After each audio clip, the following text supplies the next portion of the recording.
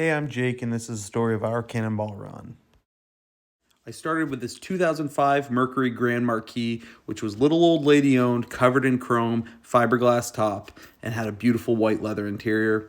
I wanted to go more for the cop car look like a P71, so I took the Landau top off, only to find a bunch of rust underneath. Luckily, I had my father-in-law, Tony, who helped me do all the body work and paint it, even though he really did most of the work, and it came out awesome for even painting in barn conditions. I chose this car because it has a V8, rear-wheel drive, really comfortable interior, and with a little bit of disguising, we could make it look like a detective car or a police interceptor. Our plans were to be discreet and stay under the radar, something we would need if we were going to be traveling at a high rate of speed for a long distance without any interruption. Along with blacking out all the chrome, I got some cop car steelies, put some fresh tires on them, gave them a coat of glossy black paint, and added the chrome center cap for that perfect look I was going for. Our plan was to have about 200 pounds of fuel in the trunk, so we were going to need some heavy springs. Unfortunately, the perches were rotten off the rear end, so I had to have that pulled out. While I was in there, I did all new control arms, new bushings, and make sure I was safe for the 3,000-mile trip we were going to have. I went over this car with a fine-tooth comb to make sure it was fully ready. I added a new set of brakes from Rock Auto, which, after our long drive, were pretty much worn out. I had a lot of extra wiring like these LED fog lights, so I made a custom center console which housed all of my switches, all of my controls, and an auxiliary fuse box fed right off the battery. Countermeasures like radar detectors, GPSs, police scanners, brake light kill switches, and more are really nice things to have, especially on long distance drives. The final product really did look like a cop car. I made my custom honeycomb grille and blacked out the tail panel to replicate more of the P71 Interceptor look. One thing that was really important was fuel. We had a 30-gallon cell in the trunk, which was pump-fed into the fuel filler neck, which led directly into the main tank. This gave us a range of about 700 miles between fuel stops. On a Cannonball, stop time is time that you'll never make up, so it's important to limit that as much as possible, and this was a good solution for that. What little space we had left in the trunk, we hopped in the car and headed to the starting point, the Red Ball Garage in New York City. At 9:45 at night, we pulled up to the Red Ball Garage. Very same place that the original 1971 Cannonball run started.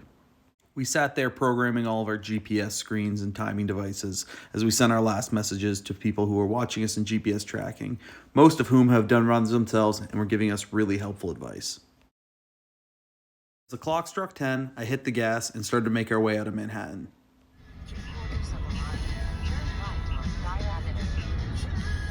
About a half a mile. Cool. Come on. We're actually cooking pretty good. I know. Got out of the Lincoln Tunnel and into New Jersey in a respectable 14 minutes and 50 seconds. California's still 2,800 miles away. We made sure to do as much as we could while driving, giving the backseat passenger some time to rest in between long driving shifts. But most of the time, we tried to be alert and keeping an eye out for things that might stop us. A good set of binoculars, all our countermeasures, and our overhead spotters meant that we always had an eye in the sky. Rolling through Terre Haute right now. Front K-band. Looks like K-band.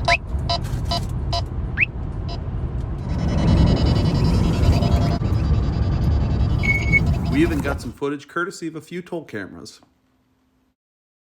As our main tank started to drain, we would pump fuel from the auxiliary tank into the fuel filler neck. Doing this, we were able to get away with only 4 fuel stops across the country.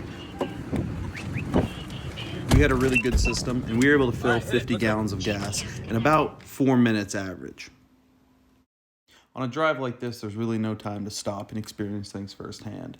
So it's almost like the whole drive is compressed, and you're watching a time lapse of the whole country. States go by, landmarks pass. The sun rises and sets around you. We drove straight across the panhandle of Texas and saw Cadillac Ranch, this really cool art installation in the desert of Amarillo. we are coming up on the last leg of our trip. We're rolling just past Santa Rosa, New Mexico. Mike is driving, he's killing it. We got about 906 more miles to go. We're on track to hopefully break Dan Gurney's time. We'll see. We'll see. Well, the current record stands at 25 hours and 39 minutes. Our goal was to break the legendary Dan Gurney and Brock Yates' 1971 time of 35 hours and 54 minutes, which at the time was a record.